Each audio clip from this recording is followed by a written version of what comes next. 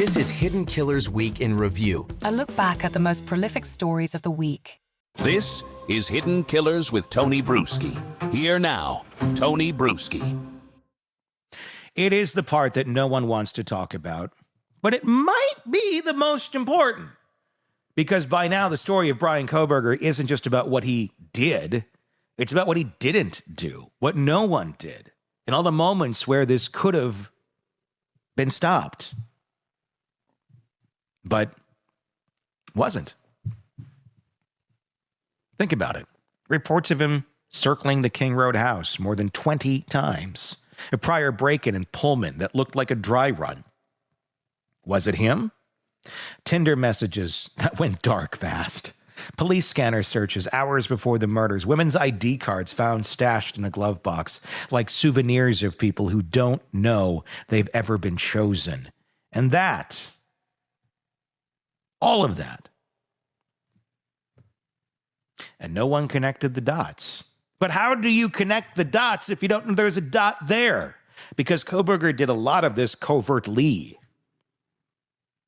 In hindsight, you can look at it. You can say it's easy to point fingers after the fact, but if we don't ask the hard questions now, then what exactly are we waiting for? In this chapter, we're going to ask some uncomfortable but necessary questions. How do we keep this from happening? What systems failed? What systems worked according to plan and still allowed this to happen? What warning signs were missed? And why is it so darn hard to intervene before a line is crossed? Joining me again is psychotherapist and expert on violent offenders and author of the book, The Minds of Mass Killers. Get it wherever you get books. We're digging into the gap between behavior and accountability and asking whether this case was a tragedy or a failure. Siobhan, let's start there. I want to talk about his pre-crime behavior a bit, because there's a lot of it. I mean, when we're looking at the full scope of his pre-crime behavior, whether that be from the stalking of the house to the ID cards. But if we go back even further, we go back to the time where, he stole his sister's cell phone and then tried to sell it for allegedly, heroin money at the local mall kiosk. With that having been his action, his dad turned him in to the police for it. He got a slap on the wrist. But is there more? Obviously, I think Kohberger's parents probably did the best they could with the knowledge that they had. I don't have a lot to criticize them about. But in the future, you got that sort of thing going on with your own kid in your own household that seems to have no emotional reaction to doing something like that hurts a close loved one. What do you do in that case as a parent or as a sibling that, okay, he did this. He doesn't seem to show any remorse for it. It's not the end of the world, but it's also like, the hell's wrong with this guy? Mm-hmm. Mm-hmm. Yeah, you stay grounded in reality that you have a very different sort of kid. And I would tell parents, when they're struggling with what's normal, what's not normal, how do I cope with this? What kind of discipline do we implement? Parents need to go to therapy, not because they're doing anything wrong or that there's anything wrong with them, but they need some professional help on how do we cope with this, because every case is going to be unique, so there's not a formula. But definitely they did the right thing by calling law enforcement and reporting it, because when your kids do something that's, antisocial, it's harming someone else, they need to have consequences, and they need to have consequences both inside the family and outside of the family. And so they did the right thing. Yeah, I don't see that they did anything wrong with this guy, but there are just certain things, people like this are very, very secretive. And I guarantee you his family had no idea of his dark fantasies because he didn't talk about it. He didn't let them know. And even if if they had put him in therapy, which of course I say is always a good idea, but he wouldn't have told the therapist any of that either. Mm-hmm. So when we look at how could people intervene, it's really tough with this kind of person because of their secretiveness. Well, and also, he's someone who consequences don't really seem to matter to him, Exactly. or only certain things do. Only certain things would trigger someone like him to seemingly get some sort of reaction out of him. So stealing his sister's phone, being caught with it, I don't think he cared. Yeah. There seemed to be a lot of things that just, even if it was socially wrong and he knew it, he didn't really care, even if he was caught. So how do you get through to somebody like that? Especially, I mean, that so many parents, I think, in this situation where they get a kid that's, it's out there. And the clinical term out there, as I'm using. But he's just someone who can't seem to be reached, I think, is how I would think of it as a parent. I can't get through to him. I can't, no matter what, this is not working. It did seem during the testimony, during the victim impact statements, that dissing him like he was a high school freshman, that didn't fit in, seemed to make an impact on him when Olivia Gonzalez went up there and just eviscerated him like a mean girl. And I thought it was wonderful because it seemed to actually strike a bit of a nerve. But other than that, I mean, these people seem to have very bizarre places where they are triggered to get a reaction that is negative and visceral that they actually feel. Yeah, I think what you saw there is the narcissism with, how dare they insult me because I really am superior over everyone else. And so you'd get a little bit of a that would feel like a sting to him. But the psychopathy, that's really a brain difference. So he's got a lot of things about him. He came out of the chute with a different kind of brain, but they really don't learn from punishment.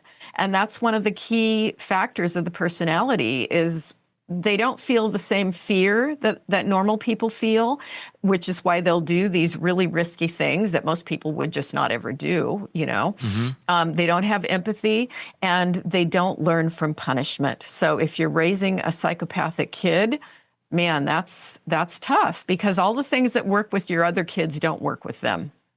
Not every, maybe I'm wrong.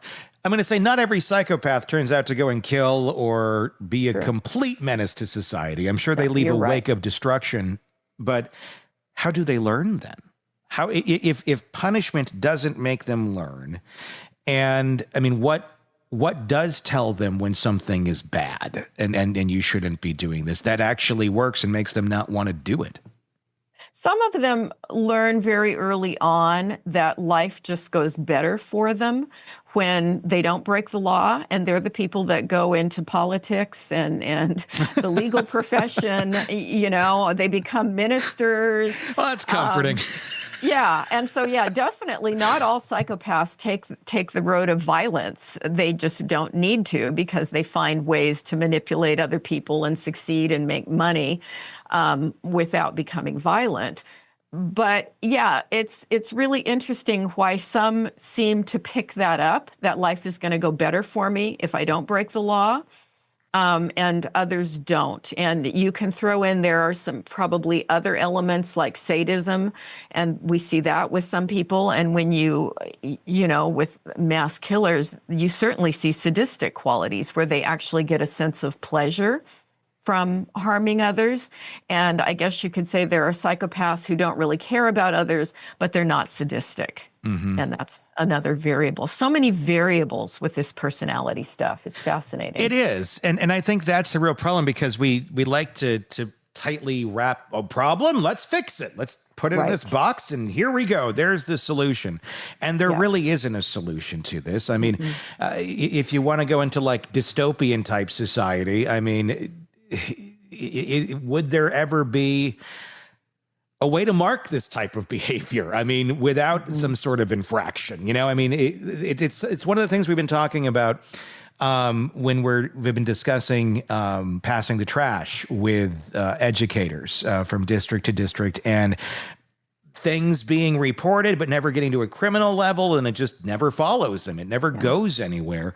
I mean, should this be something more on medical radars, on doctors' radars, where, we do take inventory when we go in for a checkup. Okay, you were on this, I mean, it's a very quick checkup, and a lot of it is they're relying on your own self-reporting. Yeah. But Obviously, if you're diagnosed of something, you get this sort of a diagnosis, it's usually after something happened and you're trying to figure out what's going on. But should there be more that we do in terms of looking and understanding people psychologically, just as we do physically, to parse out these sort of things earlier on and identify if they're actually there, and then take routes of, okay, this is how this person thinks, this is how we should help them navigate life, and hopefully they won't go into the serial killer route, but they're pretty apt to if we don't do something. Should there be more of that, just notating from actual professionals, not because of a police visit or a CPS report, just on your checkup? Let's dig into this deeper. Obviously, it costs money. There's a lot of things that would prevent it. But I would think that maybe we could get a better grasp on our society in terms of our mental health if there was a little more concern there. It's a really hard call. If we use Kohberger as a case study, let's say he really fits the criteria for autism. That fits millions and millions and millions of people now. And, do we do a pretty good job at screening for that, for neurodivergence? I think certainly pediatricians look for it now. But were there any signs? Were there signs of OCD? Yes, but that fits millions and millions of people too. Yeah, like you got to keep digging. Like we have our surface level, like it's autism, it's a spectrum, it covers everything. You know, and then we got the OCD. Okay, that's still fairly surface level when we're talking about how deep this goes. I guess my point is, do we need to find a way to dig deeper into this? And I'm wondering if technology will help us find ways of doing this more than just the doctor's got his pad or he's just typing on there, what's going on here? Okay, I got my next one in 5 minutes. I got to get you in and out. I'm just wondering if we're going to have ways to detect this sort of thing, maybe through some sort of AI that can see things and understand things and little minute things that the average doctor just doesn't pick up on because they're doing 50 other things. I don't see any way a doctor, they've got 15 minutes, preferably 10, and they're going to hit the big milestones. Yeah. And do they even have time to screen? This was something I was reading in a medical journal this week. Do they have time to really screen every teenager they see for substance abuse? And we're saying they need to do that. And it's like, do they have time to go into their sexuality? And are they having sex? And are they using protection? I mean, you'd need a 2-hour doctor appointment, to do that kind of deep assessment. And what are their sexual fantasies, which they're not going to talk about, even if asked. So I don't see any practical way that we can do more in the healthcare system other than look for, one of the big red flags for people who are psychopathic is, as children, do they hurt animals?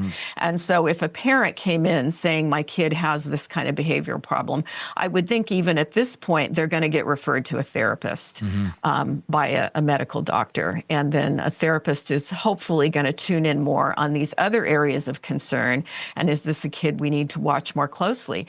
But I think we're a long way away from scanning everybody's brain in childhood, and there are brain differences in psychopaths that can be observed. I think the research is still fairly young on this, but there are speculations about the brain differences that can be seen on fMRI. But that's not something, I think the civil rights people would be all over it if you're trying to say, we're going to take everybody and scan your brains now. I know, it's insane. But it's like what, we do seem to have some ways that we could do it, but it would violate some privacy rights, and it would change. I wouldn't say I'm going to say change. It would change the way we do some things. The same as it would change some things if mandatory reporting actually meant mandatory reporting. It would function better. But there's always, there's always the reasons. There's always the things that would put a hindrance to any of those things following through, and they're logical. They're valid. At the end of the day, we're dealing with every human being who is dramatically different and trying to keep the bad ones out of the good flock.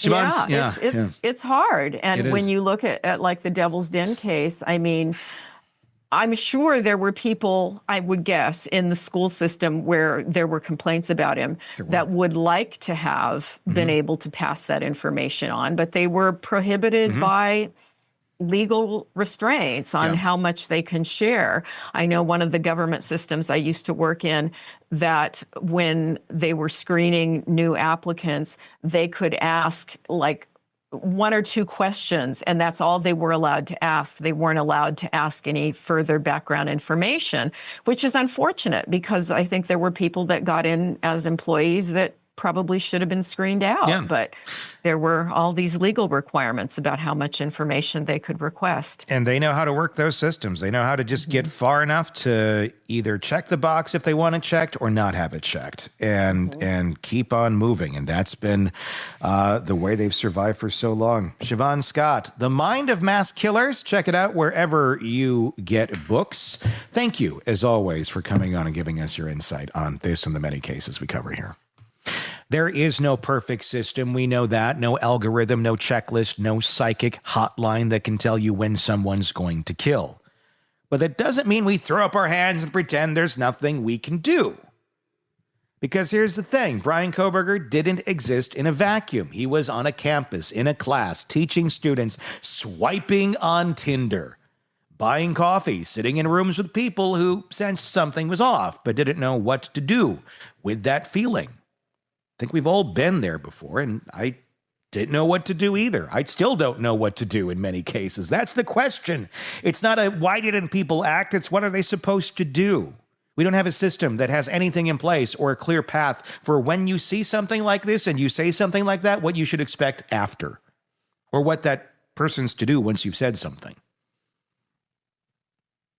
At the core of all this, it's a hesitation, the discomfort, the silence. We don't have a cultural or institutional framework for what to do with almost dangerous. We either wait until it's too late or we get uncomfortable labeling someone as a threat before there's blood on the floor. Siobhan explained, though, the signs were there. They were always there. The stalking, the control, the internal rehearsal. We need better tools to catch them and, more importantly, the courage to use them. So the question becomes, what do we do with the next guy who's weird in all the wrong ways, who sends one to many disturbing messages on Tinder, who circles a home 20 times at night? Do we wait and hope we're wrong, or do we act and risk being early? Because at the end of the day, prevention isn't about knowing. It's about deciding when close enough becomes too close. It's not a conversation about Kohberger. It's about every red flag we convince ourselves to ignore until the sirens come, until it's already over. Let me know your thoughts in the comments section of this video on YouTube. And if you've not already, press subscribe there or wherever you download podcasts. You can find us anywhere you get podcasts. Just search Hidden Killers with Tony Brueski to get in on that. Same search for YouTube as well. Love to hear your thoughts. Until next time, I'm Tony Brueski. We'll talk again real soon. Want more on this case and others? Then press subscribe now and don't miss a moment of true crime coverage from Tony Brueski and the Hidden Killers podcast.